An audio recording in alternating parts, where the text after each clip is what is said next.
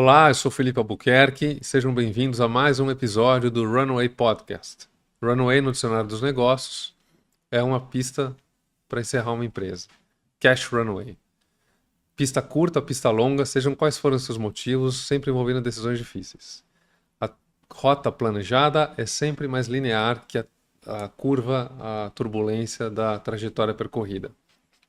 Convido empreendedores e quem os acompanham para abrir a caixa preta de experiências e vivências nessas horas de voos, sejam cenários de pousos ou decolagens. Nossas trajetórias nos conectam, me conte a sua. Hoje eu começo abrindo aqui o episódio, primeiro agradecendo os nossos apoiadores. Então, Chocolate Jur, família Landman, um grande abraço para vocês e para todo o time que faz esse chocolate incrível.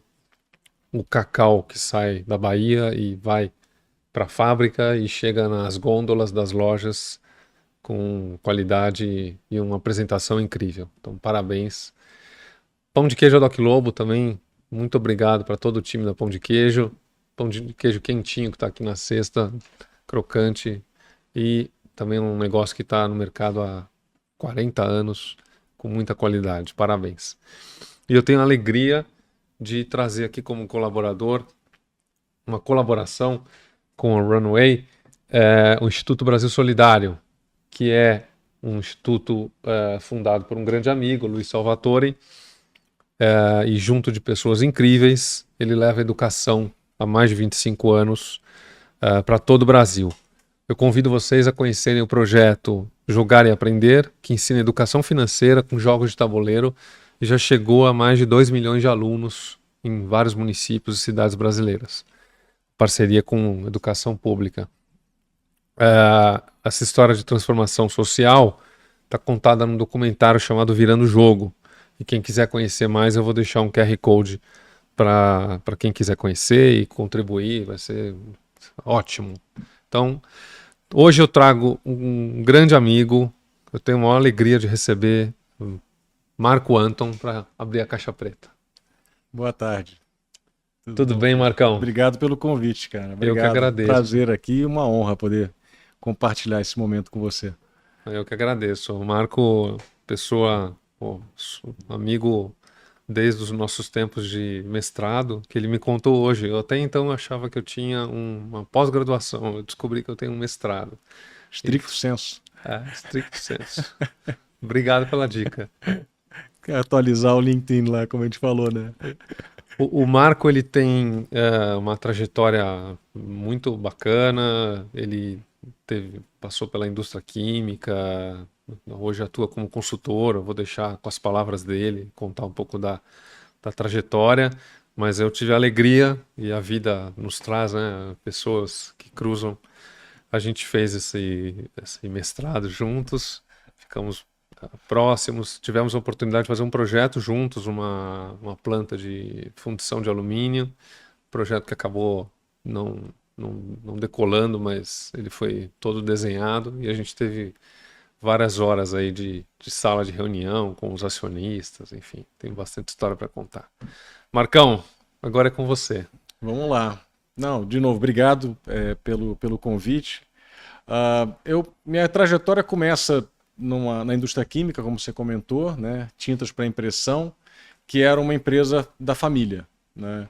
E o meu pai sempre foi muito perspicaz com algumas coisas. Então ele tinha uma estratégia de me dar a menor mesada entre os meus pares e ele me incentivava para eu, nas férias, ir fazer um estágio, trabalhar na empresa, e aí ele me colocava na produção, não me colocava no escritório não, me colocava na produção, me colocava na pesagem, me colocava no laboratório, e aí ele pagava bem.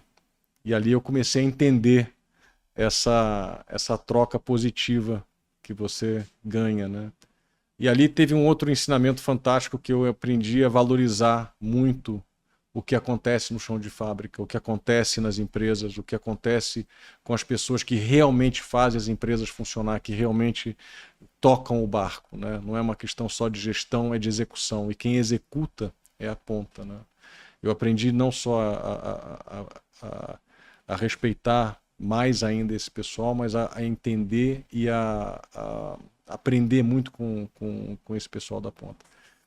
Então, começo ali, mas aos 19 eu vou para a IBM, que eu queria ter uma experiência em outro tipo de empresa, então consegui passar num processo para estágio na IBM, fui contratado na IBM, trabalhei alguns anos na IBM, e aí eu queria uma experiência internacional, então fui trabalhar numa indústria química na Alemanha, e aí depois de um tempo meu pai me ligou e falou, volta pra gente, acho que tá na hora de a gente começar a trabalhar junto, né? E aí voltei pro Brasil e comecei uma trajetória na empresa da família, até que em 2000 a gente vende para um grupo multinacional americano, né? Foi uma decisão estratégica também de posicionamento, né? Sim. Era um mercado ainda dominado por empresas brasileiras, mas com a abertura do mercado na época acontecendo, as empresas multinacionais viriam para o Brasil.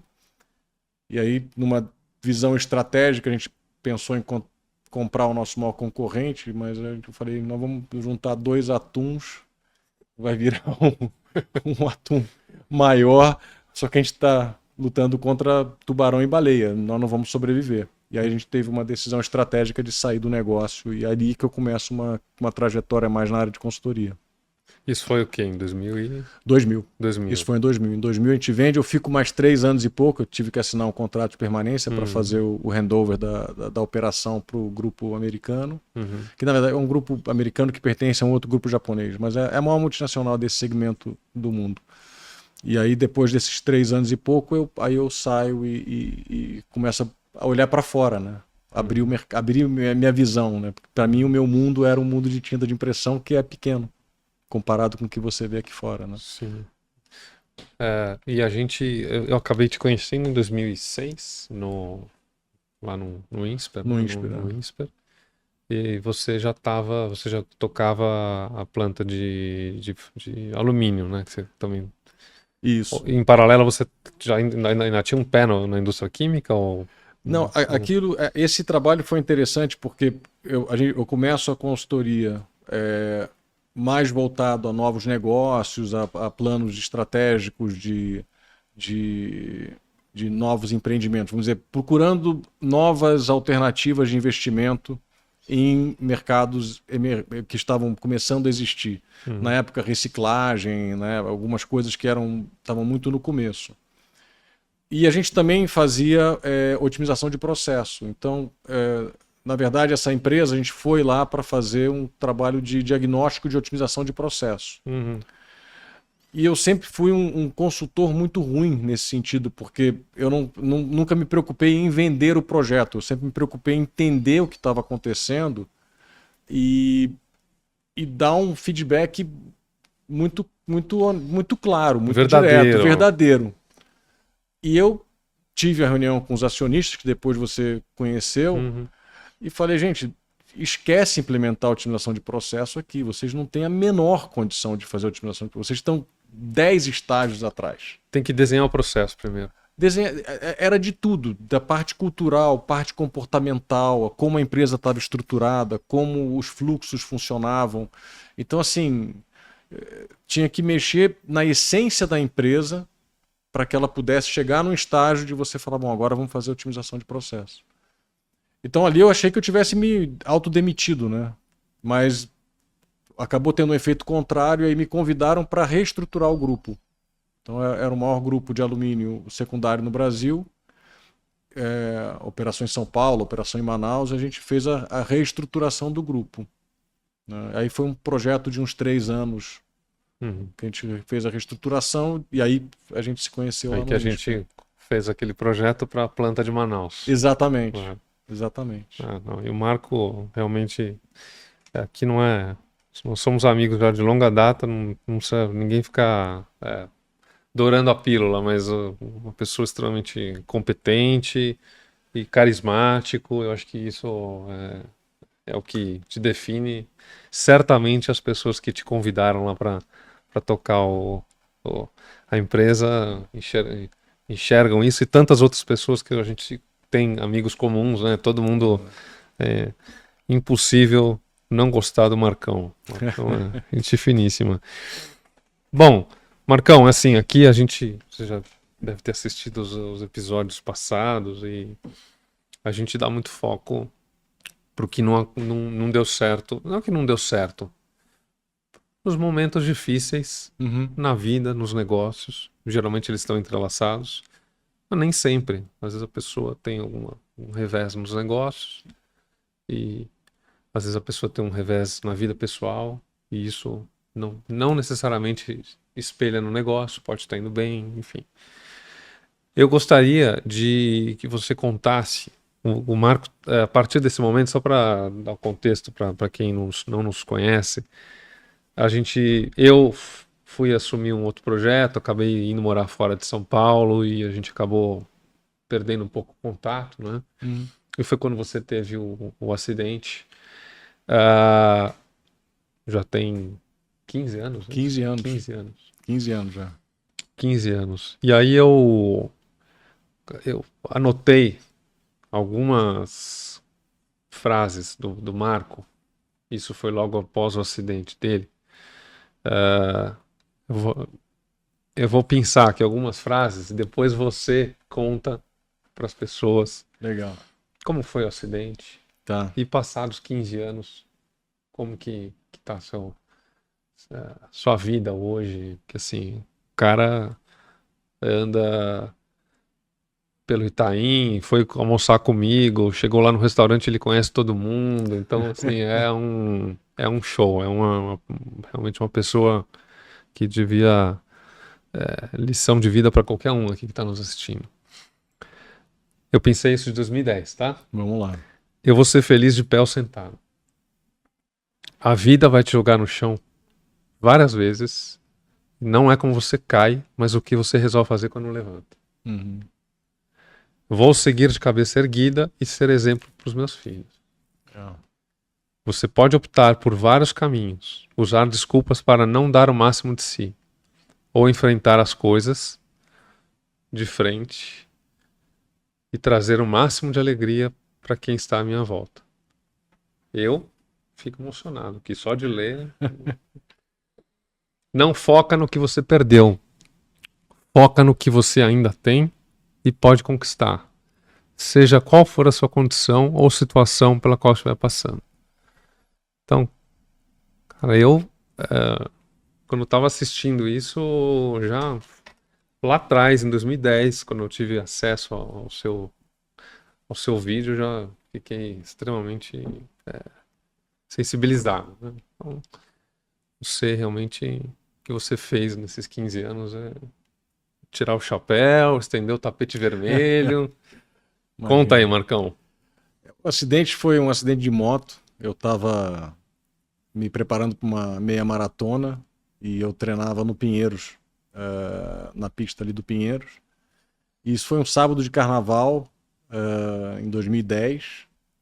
Minha família já estava na praia, já tinham ido mais cedo. Eu tinha uma reunião na sexta-feira, final do dia, então não dava para pegar a estrada depois. Eu falei, não, eu vou dormir aqui em São Paulo, vou, treino e aí pego minha moto e já parto para a praia. E aí nessa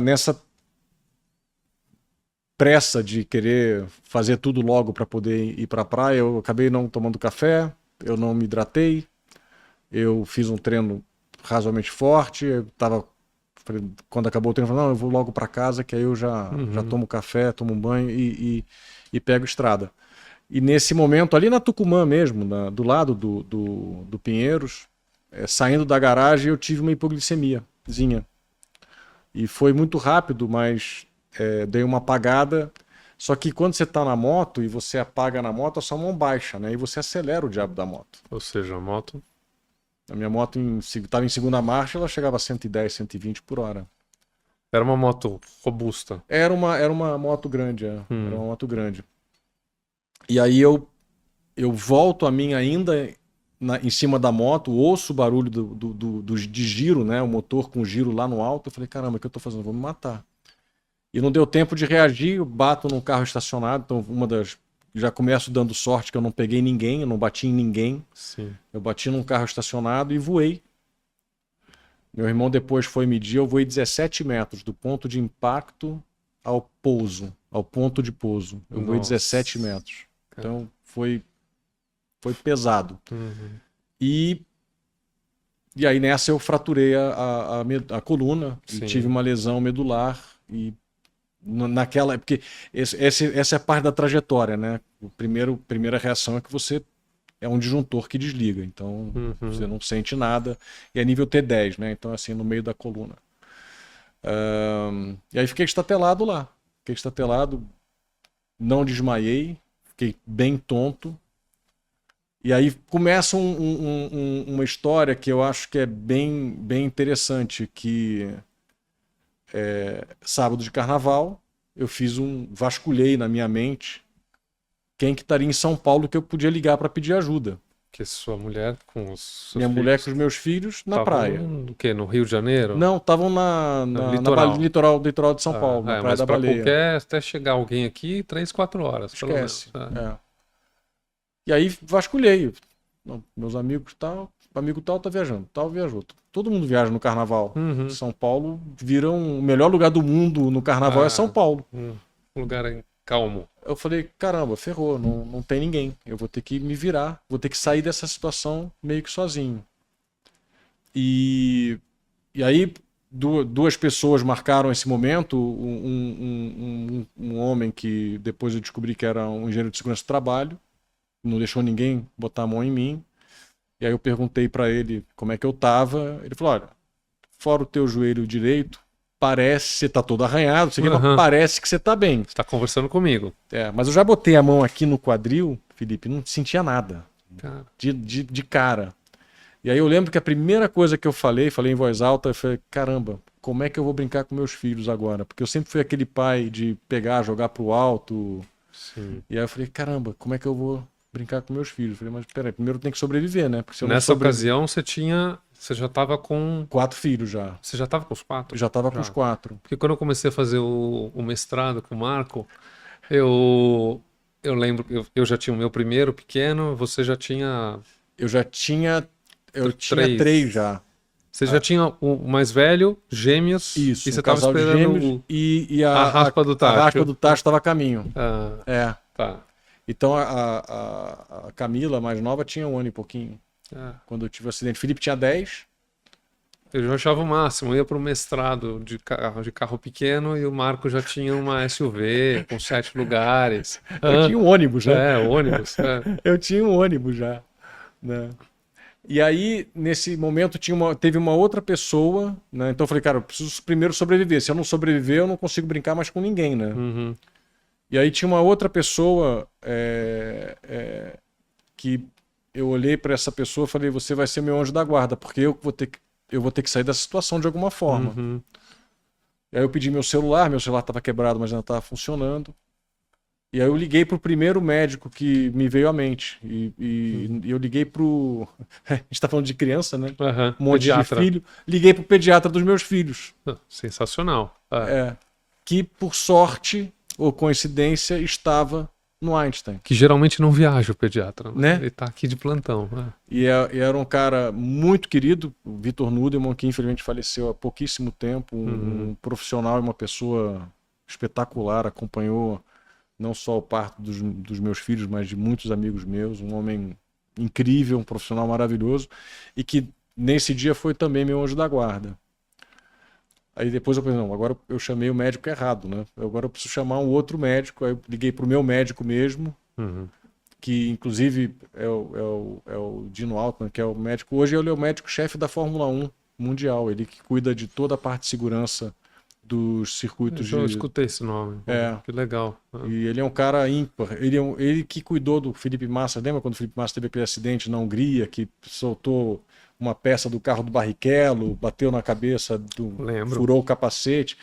Ele foi para lá e cuidou do Felipe Massa nessa fase de recuperação.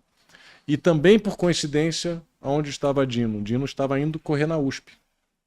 Nossa. Aí eu falei, cara, tive um acidente, acho que eu vou precisar de ajuda. E aí vem o corpo de bombeiro, aí tem dois momentos bacanas assim, né? Um que chega o carro de polícia, e aí eu chavequei o guarda, falei, cara, eu tô sem minha carteira, porque eu moro perto do Pinheiros, né? E eu falei, vou pro Pinheiros, estava com a carteirinha do Pinheiros, Sim. depois vou embora. Falei, você pode passar lá em casa e pegar minha carteira? Pô. E Aí tinha alguém na sua casa? Não funcionou. tinha uma Uma pessoa pessoa lá lá. esperando eu voltar para eu tomar café, não sei o quê.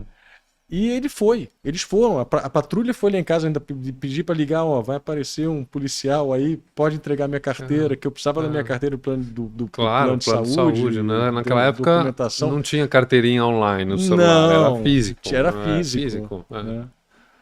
E aí vem o corpo de bombeiros e eu falei, agora eu tenho que convencer eles a me levarem para o Einstein, não para o Hospital das Clínicas, né? Então eu comecei o meu processo. Falei, olha, você sabe que isso aqui é sério, quer dizer, você sabe que vai fazer toda a diferença se eu puder ser atendido no lugar onde eu provavelmente vou ser operado. Sim. E eles toparam e me levaram pro Einstein. Então, assim, a coisa foi se desenhando e de uma coisa que poderia ser bem pior, acabou dando tudo certo. E essa menina que estava do meu lado, a Janaína, Juliana, eu falei, eu tava tão desesperado. Sócia do clube também ou não? Não, eu Bastante. caí, foi um estrondo gigantesco, as pessoas do prédio em frente desceram para ver o que estava acontecendo, ela desceu junto de curiosidade. Sei.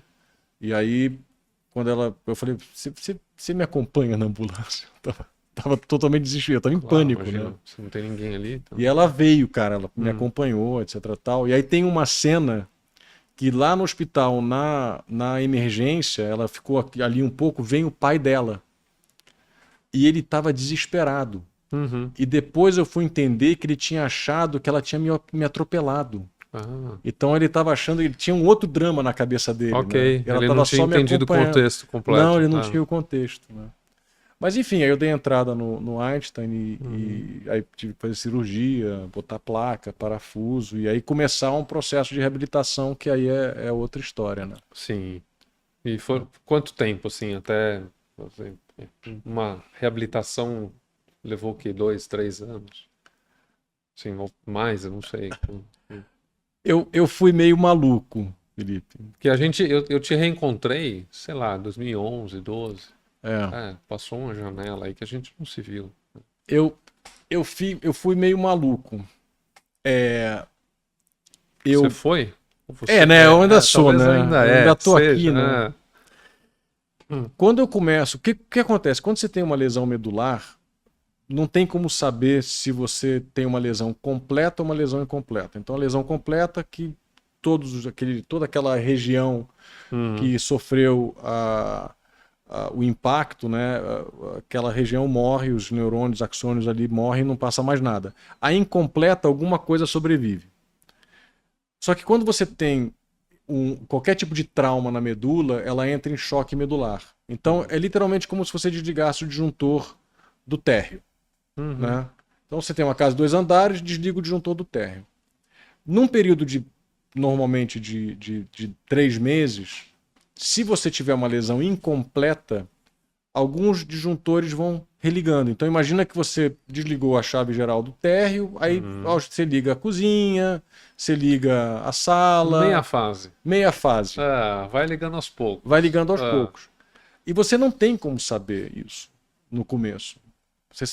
Eu sabia que a lesão tinha sido grave, mas quando eles descomprimiram a medula, ela voltou ao formato cilíndrico normal. Então eles não tinham como saber. Então, ela não foi seccionada. Se ela é seccionada, acabou, esquece. Está definido. Né? Ou tipo tiro também, que queima a medula, não tem como recuperar. Então, começa com uma grande dúvida. Eu sabia que eu ia ter alguma sequela, mas era uma lesão completa ou era uma lesão incompleta? E só o tempo diz. Então, o que você faz nesse meio tempo? E ali foi uma primeira decisão. Eu falei, eu vou enfrentar essa situação como se fosse realmente uma lesão completa. Eu vou ficar assim o resto da minha vida. Então, como é que eu agora começo a trilhar um caminho de uma nova normalidade? Vamos dizer assim. Então, eu lembro até hoje, na minha primeira sessão de fisioterapia, a Ana Lúcia, que é minha fisioterapeuta até hoje, ela perguntou assim, qual é o teu objetivo? Eu falei, eu quero aprender a sentar. Porque a sua relação com o teu corpo muda totalmente. Tudo. Você não tem nenhum paralelo como você se movimenta, como você se comporta. E aí, no dia seguinte, ela falou assim: Marco, por que você falou que você quer aprender a sentar? As pessoas, quando vêm para cá, eu pergunto qual é o objetivo. Eu quero voltar a andar, eu quero não sei o quê. Eu falei: Ana, eu quero ser independente. Só que não adianta eu querer ser independente se eu não aprender a sentar. Eu tenho que aprender a sentar. Começar do zero, back to the basics. Back to basics. E aí tem uma coisa, Felipe, que são o que eu chamo de vasos comunicantes, né? Então você tem uma vida pessoal, profissional, social, e a gente às vezes encara essas vidas como se fossem vidas separadas. Na verdade, elas estão ligadas à mão. Então, os dedos estão ligados à mão, são vasos comunicantes, né? Sim. Então, eu instintivamente, não conscientemente, comecei a usar várias coisas que eu aprendi nos negócios, na forma de conduzir as empresas, os negócios. Eu instintivamente usei na minha vida pessoal, na recuperação. Então, a primeira coisa que eu fiz foi: eu quero ser independente. Só que hoje é absolutamente impossível. Eu era tipo uma tartaruga. Se você me deixasse deitado na cama, eu não conseguia nem virar sozinho. Então, assim, uma tartaruga, então como é que eu vou ficar independente? Então, eu quebrei em etapas, eu quebrei em pequenas metas. Pequenas metas. E cada meta bem comemorada, não é? Exatamente. Esse é o... Exatamente. Então... Quando você falou que minutos atrás, você falou assim: eu tomei uma decisão, não é? De que eu não queria fazer. Assim, eu quero seguir por esse caminho. E aí eu lembrei que tem uma frase do Viktor Frankl que não me veio na cabeça, mas eu anoto. Eu leio o livro, eu anoto, eu escuto podcast, eu anoto, tem muita anotação. Que fala que entre o estímulo e a resposta há um espaço. E que nesse espaço mora a nossa escolha. Não é verdade? É verdade, é isso mesmo. Bom, é um lapso de tempo que você tem a oportunidade de fazer escolha. E essa escolha está, eu acho, sempre muito relacionada ao tempo. Porque o tempo é a única coisa que a gente não recupera. E é igual para todo mundo. E é igual para todo mundo. É a coisa mais democrática que tem no... A única coisa realmente democrática que tem é tempo. É o tempo. É o tempo. E se eu esperasse esses 9 meses para saber se eu ia ter uma lesão completa ou incompleta, eu ia abrir mão de 9 meses, de 90 dias. Eu ia abrir mão de 90 dias da minha vida, que eu jamais recuperaria. E provavelmente me levaria a uma passividade que ia afetar toda a dinâmica da minha família, por exemplo. Porque eu sofri o acidente, mas todos ao meu redor sofreram as consequências. Certamente. Mas era minha responsabilidade tentar criar uma nova dinâmica de família que acomodasse a família, vamos dizer, que é onde a família tivesse um novo porto seguro. Sim. Não era responsabilidade da minha família, era minha responsabilidade. Porque se eu ficasse quieto, janela fechada, escuro, você ia mudar tudo. Eu ia mudar tudo. Tudo que está à sua volta. E aí as pessoas iam estar comigo por pena ou obrigação. E eu queria que as pessoas estivessem comigo por opção. Então, para que as pessoas estivessem comigo por opção, de quem é a responsabilidade de criar um ambiente onde as pessoas se sintam bem-vindas, acolhidas e que vão e se divertem? Porque tudo tem a ver com isso, né? Encontrei o Marcão na festa de Ano Novo. A festa inteira conhece o Marcão.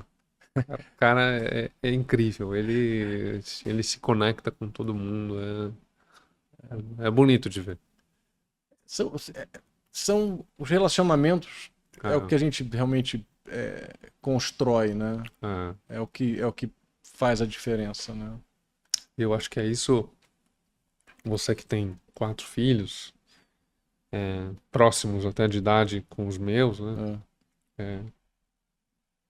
a gente vê realmente esse negócio do digital, né, da mídia, como isso afeta a construção de pontes, né, com a possibilidade de você, o adolescente que está fechado num quarto, com a saúde 100%, mas que está ali com a saúde mental plugado numa tela.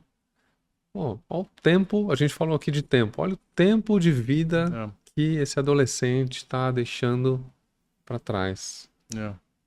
Então, É uma é esponja, uma né? preocupação, né, que a É gente... uma esponja, Ah, drena esse tempo e não recupera e joga a mente desses adolescentes, essas crianças, em lugares que eles não estão preparados para estar, exato, né? E formam expectativas, são ambientes que não são reais, né? São realidades criadas, né? Que exato. não têm estrutura real. Ah, E é difícil. Eu acabei dando sorte com os meus filhos, que todos eles engajaram em esporte, todos eles engajaram uhum.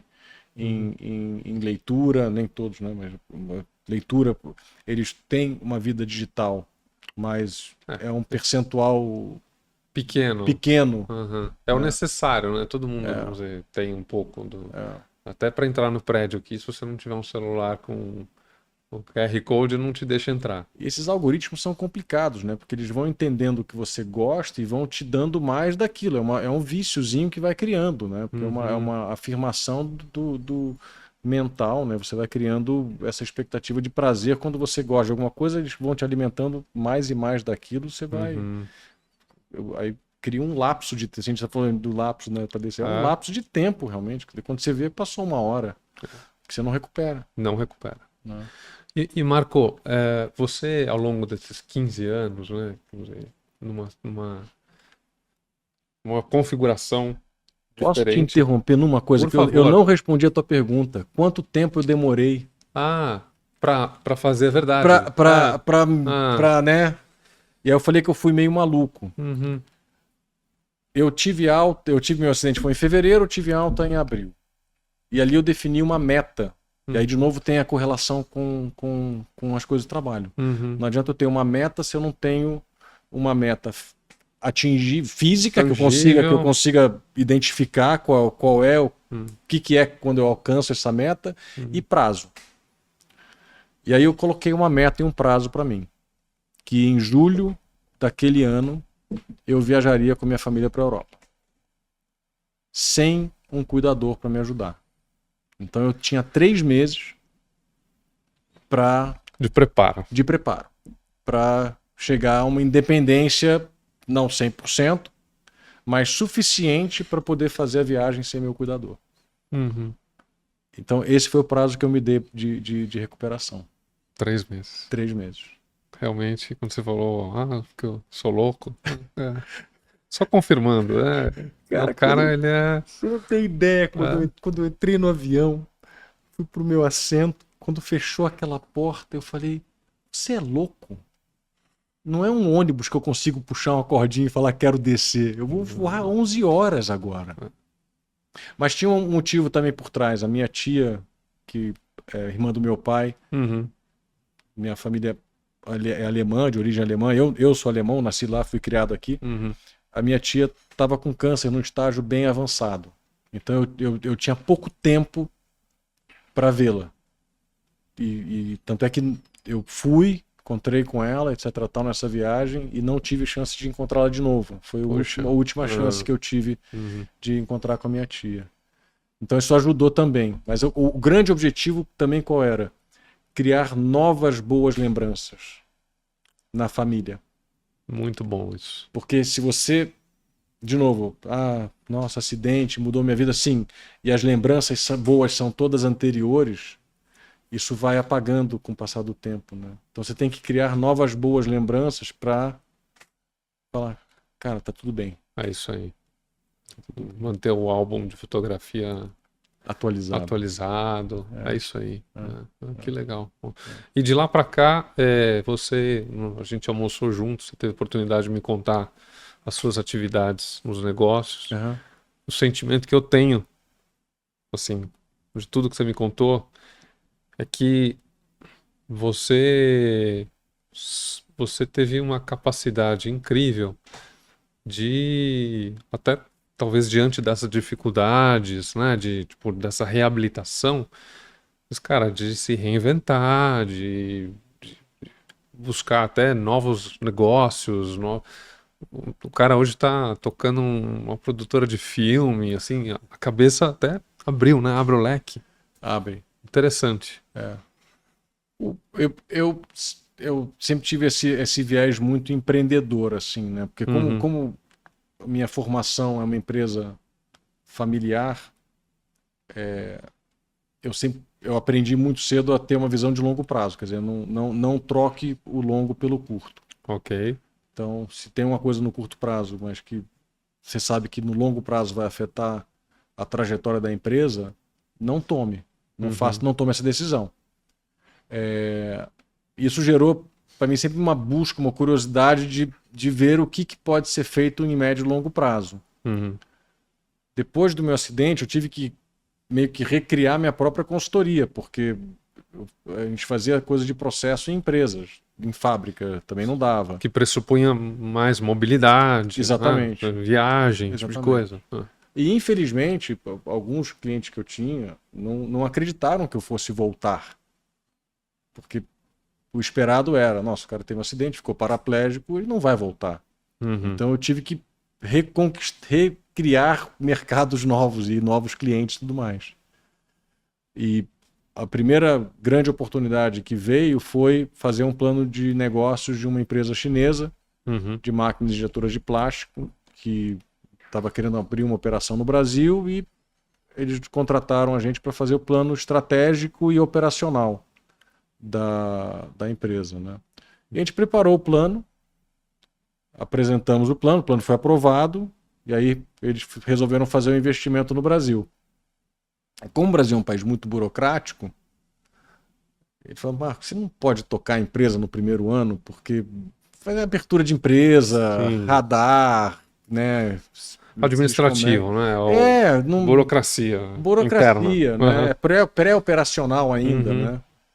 E a gente não faz sentido investir em equipe nesse primeiro estágio. Não, beleza, fiz, primeiro ano. Pode fazer mais um? Pô, tá bom, a gente faz mais um. Pode fazer mais três? Tá, a gente faz mais três. Pode fazer mais seis? Em resumo, nós estamos há 14 anos gerindo o negócio deles no Brasil. Em julho do ano passado, eles pediram para a gente fazer a gestão de toda a região América, então a gente está cuidando agora do Canadá ao Chile, Uhum. né, abrindo filial no México, fazendo investimento agora em outros países. Então, assim, um negócio que era para fazer um plano de negócios Pô, virou um um case business de 15 anos aí de de que relacionamento, né? exatamente, exatamente. E hoje a empresa está muito bem posicionada no Brasil, está com um crescimento extremamente sólido, mesmo com essa fase Uhum. política e econômica complexa.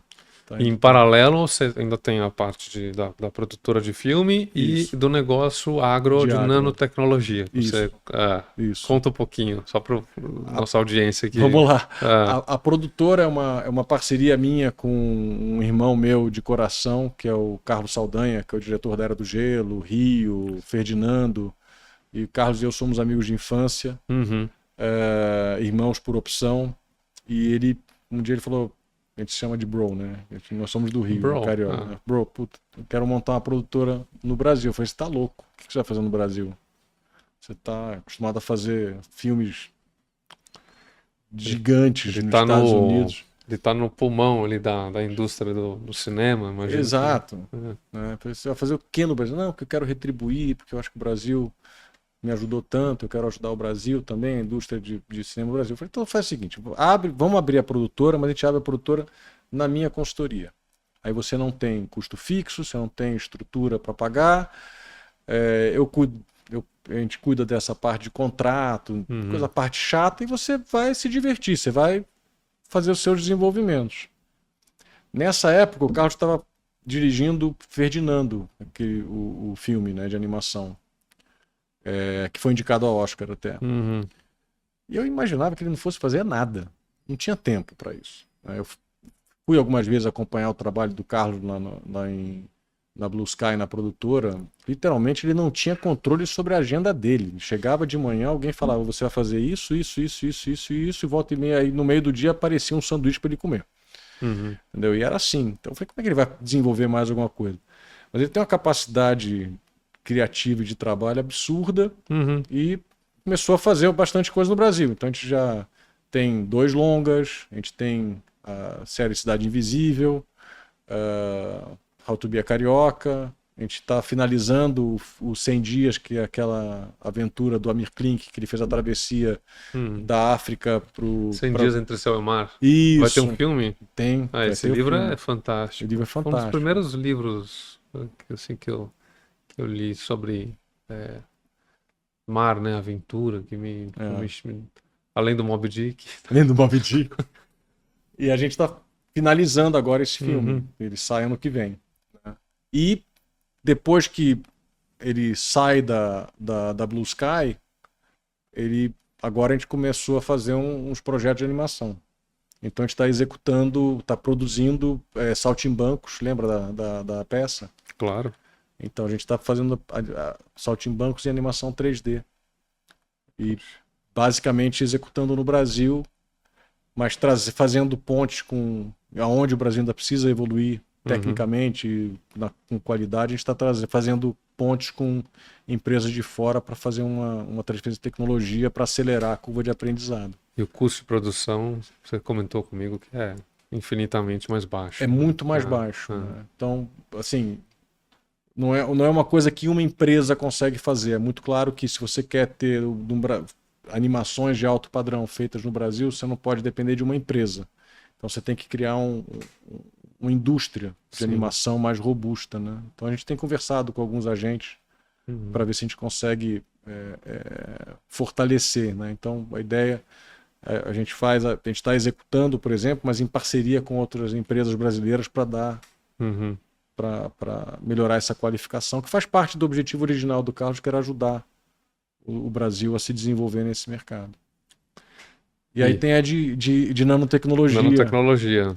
Porque na nossa consultoria a gente tem uma área que faz a ponte entre empresas de fora e empresas brasileiras. Então, eu quero entrar no Brasil, mas não quero investir no Brasil. Então, tem esse produto aqui. E a gente normalmente pega, valida, vê se realmente o produto entrega e procura um parceiro local que tenha match, né? Que funcione. E aí faz essa ponte. Né? E aí veio esse produto, que é um produto, na época eu achei que fosse um pó de pirlim-pim-pim lá, né? Um produto de nanotecnologia que potencializa as moléculas que você está levando para a planta. Então pode ser usado para defensivo, pode ser usado para fertilizante, bioestimulante, não é seletivo. Então vamos testar, né? Então a gente testou, através de alguns amigos nossos, a gente conseguiu fazer testes de algumas empresas bem relevantes e a gente viu que o produto realmente entrega. E aí eu conversando com um sócio meu, eu falei, vamos montar uma empresa ou vamos entregar isso para alguém? Aí a gente optou em montar que legal. A empresa, que é uma startup ainda, esse projeto está no começo, está naquela fase de ramp up e estamos tocando, está rolando. Bacana. Eu fiz um tempo, alguns bons anos, representação de empresas estrangeiras aqui no Brasil. E uma delas, você vê como você está no timing certo, é tudo, né? É uma empresa italiana que tem uma solução para plantio de sementes, né, de grãos, de precisão, agricultura de precisão. Isso foi em 2012, mais ou menos, 2011, 2012. E naquele momento a gente conversava com os players de implementos agrícolas, então New Holland, John Deere, Stara. E assim, os caras, não, aqui no Brasil o mercado é um pouco diferente, a gente está lá fora, a gente já está fazendo alguma coisa, mas aqui ainda está... Bom, para encurtar a história, a gente chegou a trazer um container com algumas centenas de unidades aí desse sistema. Era um sistema muito caro na época, em euro. Então, e eu visitei Expo Inter, AgriShow, enfim, rodei nesse segmento, nesses eventos com maquinário agrícola. Fui parar lá em Não Me Toque. Você já foi a Não Me Toque? Não. Não Me Toque, é uma cidadezinha lá onde o vento Isso faz é a curva, maravilhosa, é. pequenininha, tudo arrumadinho e tal, incrível. Mas são os caminhos aí que os negócios nos levam, né? E a gente enfrenta uma resistência até hoje. Mesmo, pra você ter uma ideia, defensivos, você reduz na média em 50% o uso de defensivos. Então você vai direto a custo. Uhum. E meio ambiente, né? Claro. Quando a gente vai para o lado da produtividade, a gente aumenta na média entre 30% e 60%. A gente tem um resultado de 78% de ganho de produtividade. Uhum. Mas realmente o Brasil é um mercado diferente. Uhum. Você faz teste. Tem é bem conservador esse mercado. Aí um paralelo, a gente abriu um cliente na Alemanha. Primeiro ano, fizeram um teste Uhum. básico. Com o resultado, já chamaram a gente MOU. Vamos fazer um pré-contrato, a gente quer isso. Não, a gente quer, já negociamos. Segundo teste, 10 vezes maior do que o primeiro, que está em andamento agora. Então, por incrível que pareça, a gente está trabalhando no Brasil há 3 anos e meio. Meu primeiro grande cliente vai ser na Alemanha. Pô, que bacana. E aqui você mostra essa qualidade, essa produtividade, isso aqui, o cara, vamos fazer mais um teste. Eu tenho o sentimento que, quem sou eu, né? Mas o sentimento é que, como a gente tem muita terra, né, o europeu, ele tem que tirar de um pedaço pequeno de terra o máximo de produtividade. E quando você põe isso num país como o nosso, que tem, sei lá, quantos milhões de hectares disponíveis para plantio, a visão é outra. Né? A visão é outra. É outra. Marco, e você comentou até que você viajou para a Europa, enfim, mas a gente tem aqui no Brasil e também fora ainda uma grande dificuldade, né, pra mobilidade. Assim, me conta um pouco, experiências, apertos, saias justas que você passou nos últimos tempos, lugares que não tem talvez um banheiro com acessibilidade, uma viagem que você tenha feito com um hotel que não estava preparado. Quantas horas a gente tem que... Não, imagino que tem chão aí, dá para contar uma história, né?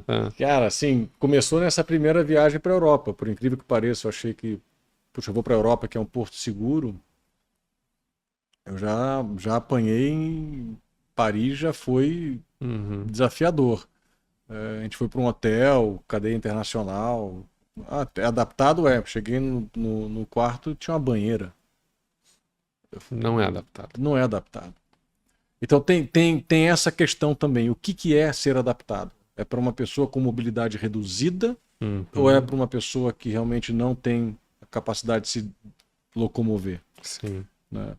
Então, assim, tem avanços incríveis, fato. Tem avanços incríveis.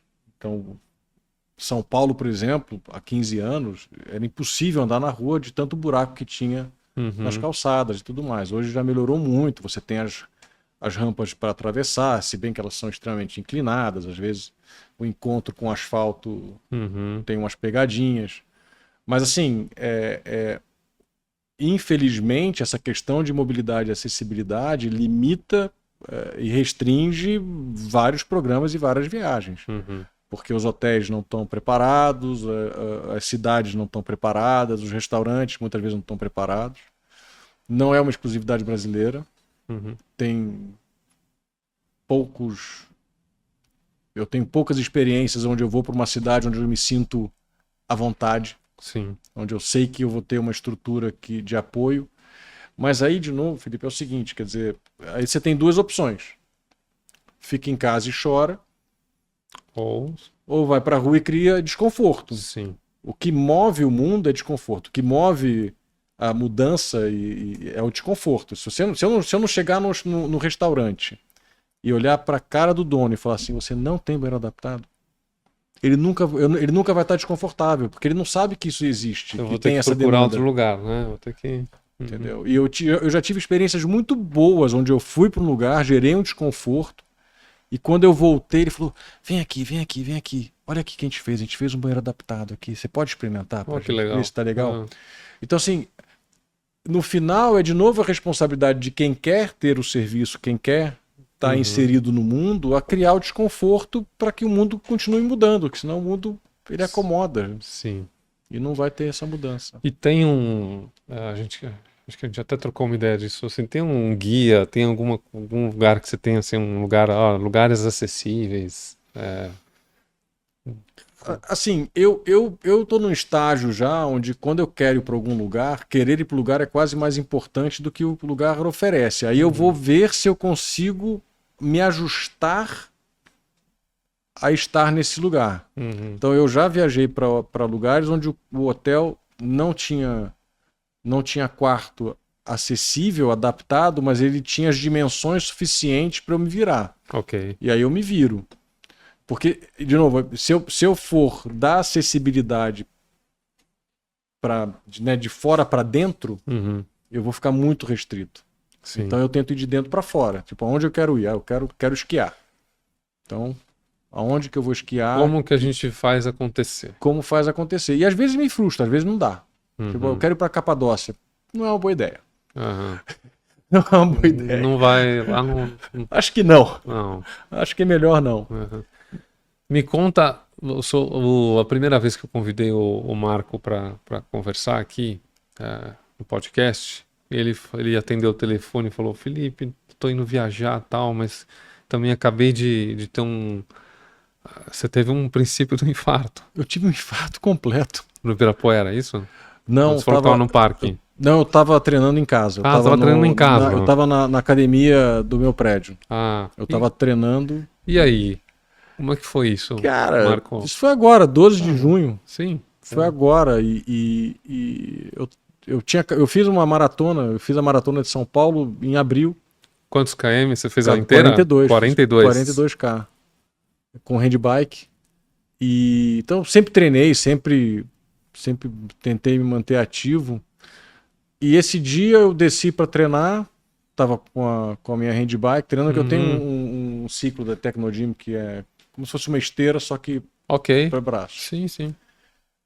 E meia hora de treino, eu comecei a sentir, sabe aquela dor de musculação, quando você faz musculação, começa a queimar um pouquinho? Uma queimação. Comecei a sentir aqui dos dois lados.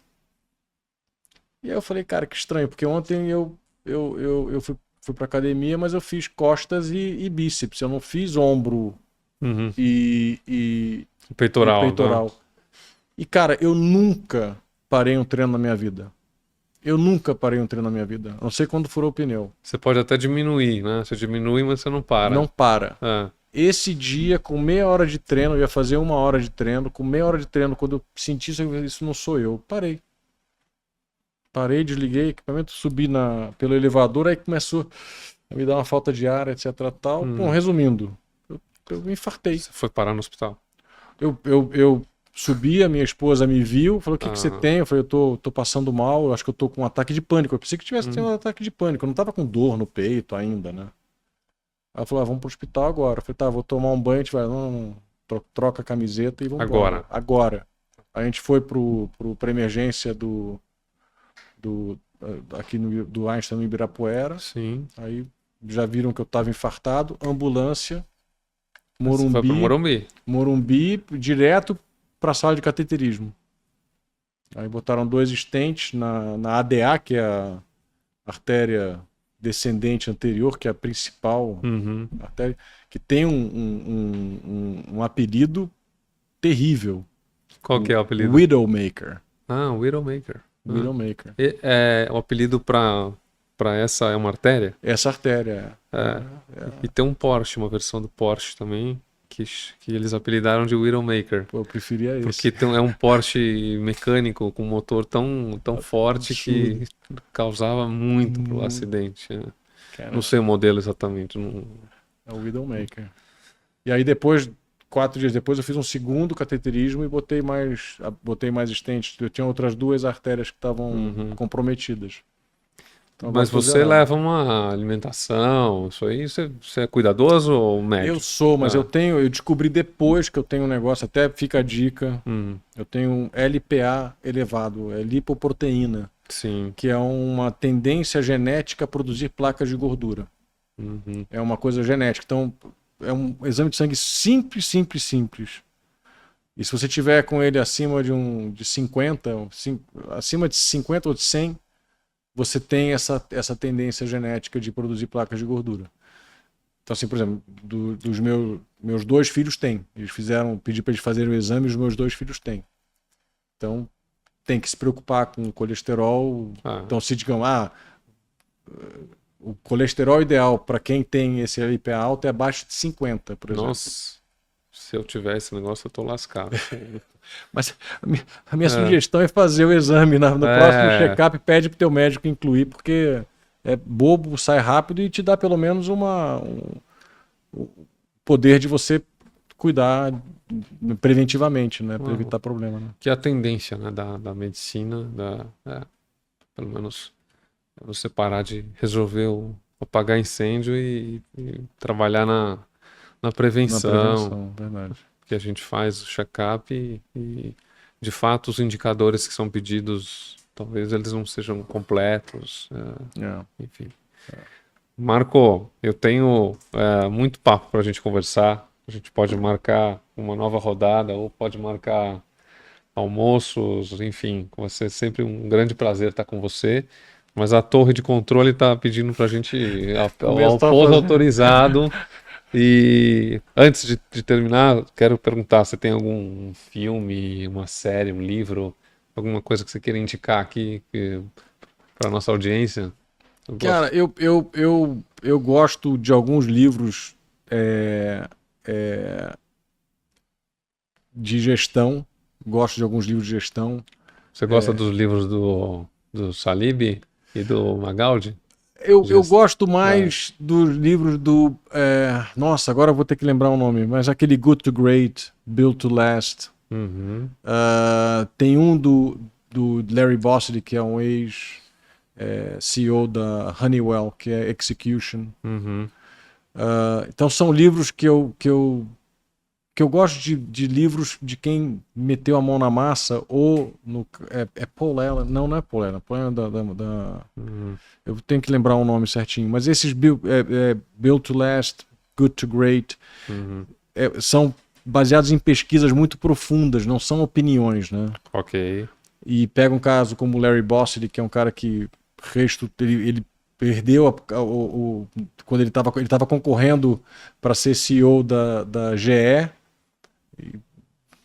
perdeu e foi ser CEO da Honeywell, né? Então um cara com uma capacidade gerencial absurda, e esse Execution também é maravilhoso. Então eu gosto de alguns livros desses, mas de quem executou, de quem já tem uma evidência de ter entregue. E eu gosto muito de livro de história. Eu gosto muito de livro de história, Grécia, Roma, principalmente alguns líderes que fizeram uma diferença absurda, como Alexandre o Grande, por exemplo. Conhecer a trajetória de Alexandre o Grande me ajudou muito a ter uma visão mais estratégica das coisas, como entender melhor algumas... A gente aprende com o passado, né? Sim, a gente aprende com a história, né? Então, assim, são coisas que você vai me pegar lendo com muito mais frequência, esse tipo de literatura. Legal, eu gosto muito de livro de história, livro técnico, assim, eu leio, mas o que eu gosto mesmo é história e biografia. E biografia, aí eu escutei outro dia um podcast com um fundo de Venture Capital do Atlântico, eles convidaram o Florian da Constellation, e ele falou um negócio muito bacana, quando você lê uma biografia, você parece que você está conversando com o personagem, né? O personagem está te contando a história dele. Então, eu tô nessa linha, eu adoro biografia. Acho que eu não leio tanto, eu deveria ler mais. Eu até comprei algumas, eu acabei não engajando. Essa é uma boa dica. Eu precisava engajar mais nisso. E livro tem muito disso. Você começa a folhear um capítulo, 2 capítulos. Se não tracionar, né? Se não engajar, você acaba largando, né? É. Eu tenho o péssimo hábito de ler livros mesmo que não sejam tão bons até o final. Se eu não engajo, eu abandono. Eu tenho vários livros que eu não li. E tem alguns que eu engajei e não esperava e acabei engajando também. Então tem que experimentar, né? Tem que tentar, né? Vamos lá, Marcão. Primeiro, super obrigado pelo seu tempo. Vim aqui contar um pouco da sua história. E quem tiver a oportunidade de acompanhar o Marco aí nas redes, onde que o pessoal te encontra?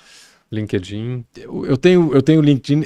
Eu sou péssimo com Instagram e LinkedIn. Eu não posto praticamente nada. Eu preciso realmente melhorar. Essa é uma coisa que eu preciso trabalhar em cima. Eu preciso melhorar. Mas eu tenho LinkedIn e tenho o Insta. Nem vou indicar, porque minha última postagem foi uma maratona de 2019 que eu fiz. Foi a última postagem que eu fiz.